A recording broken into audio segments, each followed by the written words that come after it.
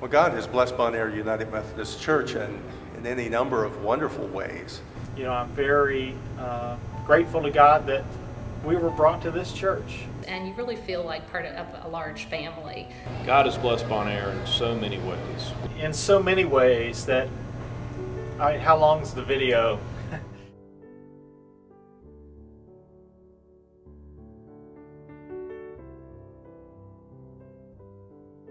I believe God has blessed Bon Air through the people that He has sent to us over the years.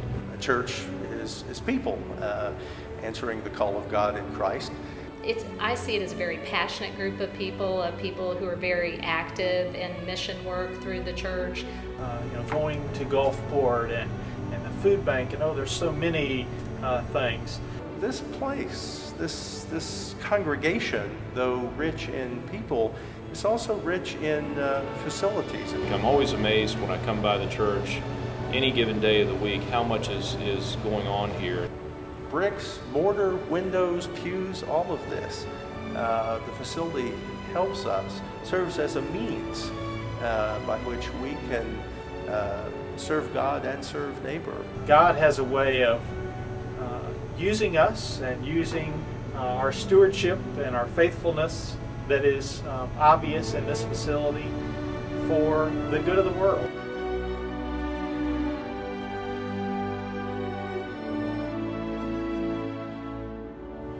I'd like to tell you about the mission of Bon Air going back really to the time before both the sanctuary and the Christian Life Center were built.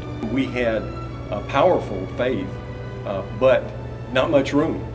There was not much room for people in the sanctuary. The parking lot was always full. There were no Sunday school classrooms left. Our fellowship hall was so small that it could only accommodate about half of our church at any one time, and the kitchen was kind of a joke.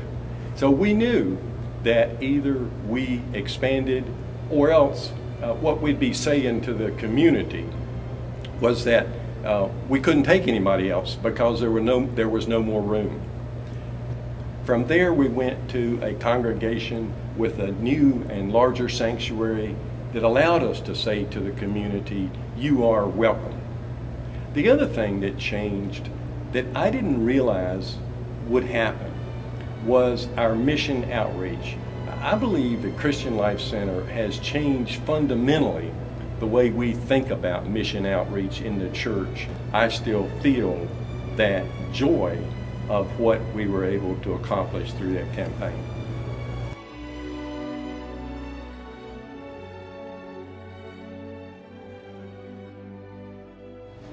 The primary reason for the campaign right now is we're at a pivotal point in our church where we have an opportunity to eliminate our debt with the mortgage on the church and convert what we currently spend on that debt service into more outreach and ministry programs. Perhaps this is the time when we can clear away our mortgage, that we can pay it off in full and be done and be in a mode of preparation for the future, for what God has in store for us. The current balance of the church's mortgage is $878,000. Our total debt is $958,000, and that's made up of the mortgage as well as a term loan that we have that we took out in 2007, and the balance of that is about $80,000. On an annual basis, we spend about $192,000 to pay down the principal and interest on the church's mortgage.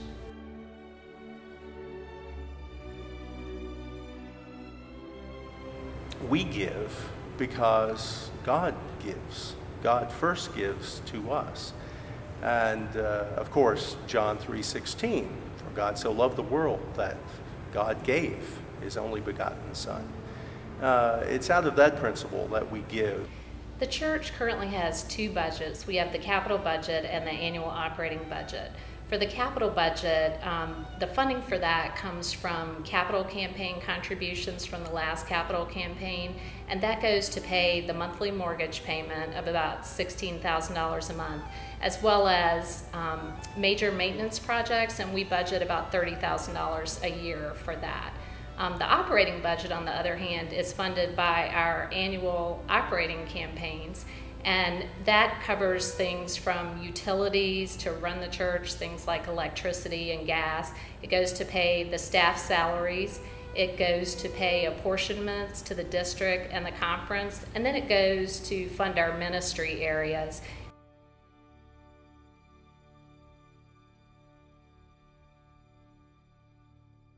The word sacrifice comes from the Latin word. It means to make holy. And so in God's sacrifice in Christ, God is working to make us holy, to make our world holy, to reclaim the world for God's purposes. And so we're called in our sacrificial giving to make a difference for God's sake. By doing that, then we in turn are ourselves expanded. We are broadened and deepened from the heart outward as we respond to God. The whole history of our Judeo-Christian heritage is a history of response to God's call. God, again, calls all of us to a life of love and compassion and mercy, a life of devotion to God and care for neighbor, and there's no one who is exempted from that.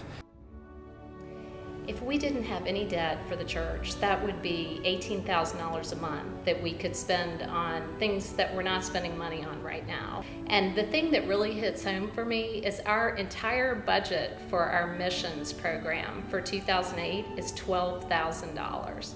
We know there's a willingness and a desire among our congregation to provide additional outreach ministry in the local community. Our brothers and sisters in other areas of the country and the world are always calling for our help. We have a history of responding. The question now is, what happens next?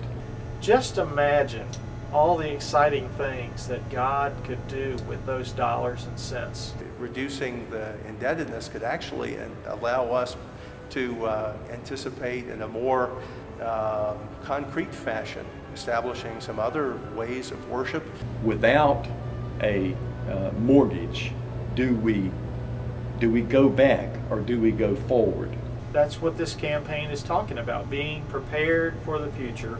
I think it would be really interesting to consider establishing from Bon Air being sort of a mother congregation, establishing a daughter congregation. If we had that extra money, we could really do a lot. You know, we could do a ton. You know, how big is your dream?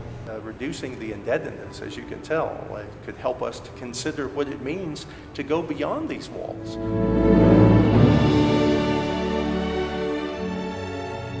I am the church. You are the church. We are the church together. All who follow Jesus, all around the world. Yes, we are the church together. The church is not a building. The church is not a steeple. The church is not a resting place. The church is the people. We're many kinds of people with many kinds of faces, all colors and all ages too, from all times and places. Sometimes the church is marching, sometimes it's bravely burning, sometimes it's riding, sometimes it's hiding. Always, it's learning. And when the people gather, there is singing and there is praying. There's laughing and there's crying sometimes. All of it is saying, I am the church. You are the church. We are the church together. All who follow Jesus, all around the world. Yes, we are the church together.